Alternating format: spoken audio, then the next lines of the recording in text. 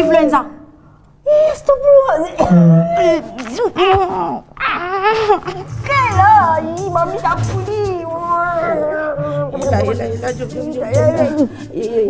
Kalau tak nak pergi klinik, program pun tak boleh pergi tau. Jom kita rehat.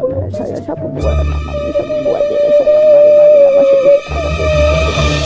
Sorry lah, babe. Tak pasal-pasal kau terjebak sekali.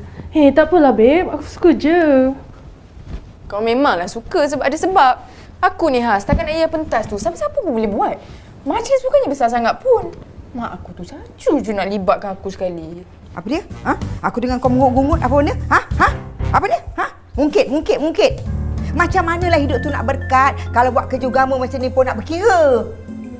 Yelah. Jom. Takkan ini je barangnya. Yang lain dah masuk dalam kereta, Mak. Buat muka tu senyum sikit kau nak buat kerja tu.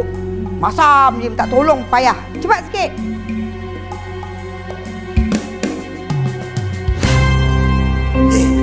Ya Allah, lambatnya anak teruna Umi susun kerusi.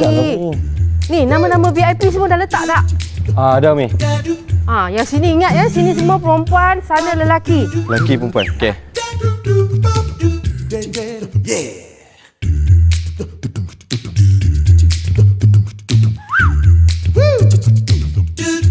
Siapa yang dekor pentas ni, dia dah sampai ke belum?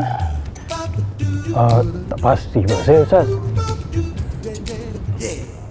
Agak-agak pukul berapa dia nak sampai?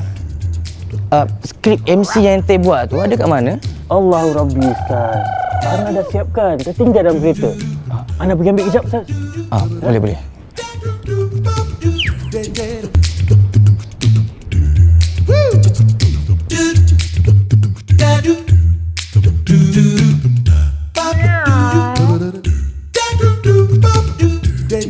Sikit je.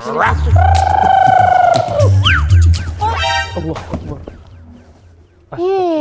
Azim. Dia ni kan? Saya yang besar ke dapat macam ni, awak tak nampak ke? Tak apa, babe. Sikit je tu. Geramlah dia ni. Saja je kan? Maaf, saya tak sengaja. Baby tak sengaja kan?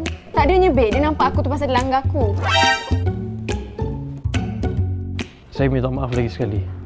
Assalamualaikum. Pasal. Kau agak-agak lah. Kenapalah kau benci sangat kat dia? Aku tak tahulah. Tapi kalau aku tengok muka dia kan, aku rasa macam panas je.